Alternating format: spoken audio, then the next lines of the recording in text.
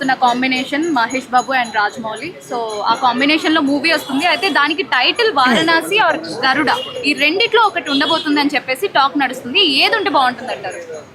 మనం వారణాసి అని చెప్పేసి ఇంతకుముందు చాలా విన్నాం. మనం గరుడ అనే పదంలోనే ఒక ధ్వంసమైన శబ్దం ఉంది కాబట్టి గరుడ అనే టైటిల్ పెడితే నాకు తెలిసి బొమ్మ బ్లాక్ బస్టర్ హిట్. ఎందుకనంటే మనం సినిమా ఏ రేంజ్లో తీసినా సరే టైటిల్ మ్యాటర్. అక్కడ టైటిల్ బాగుంటే లైక్ మహేష్ బాబు తెలివనోడు కూడా వచ్చేస్తాడు. అర్థమైందా?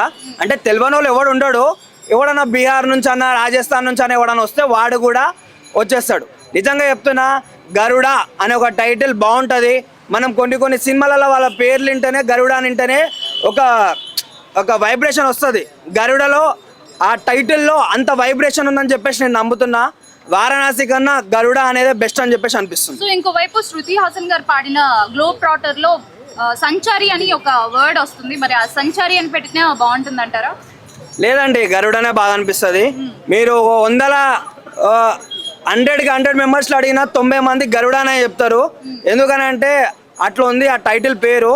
నిజంగా చాలా అంటే చాలా బాగుంటుంది గరుడ అనేది. ఎందుకనంటే ఒక రాజమౌళి, ఒక మహేష్ బాబు అని అంటే థియేటర్లు తగలబడిపోతాయి.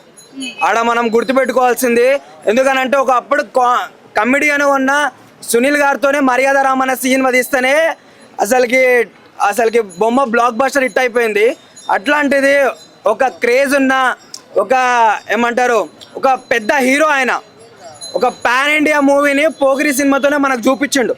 అంటే అప్పట్లో పాన్ ఇండియా లేదు కానీ ఉంటే తెలిసేది అప్పట్లో.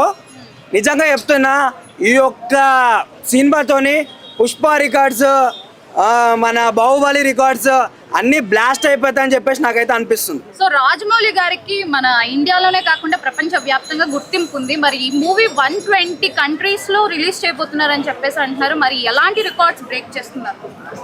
అందరూ టాలీవుడ్ల గురించి, బాహుబలి గురించి, పుష్ప గురించి మాట్లాడుకుంటారు. నేను చెప్తున్నా, ఈ 120 కంట్రీస్లో రిలీజ్ అయితే సినిమా అవతార్ రికార్డ్స్ కూడా పేలిపోతాయని చెప్పేసి నేను చెప్తున్నా.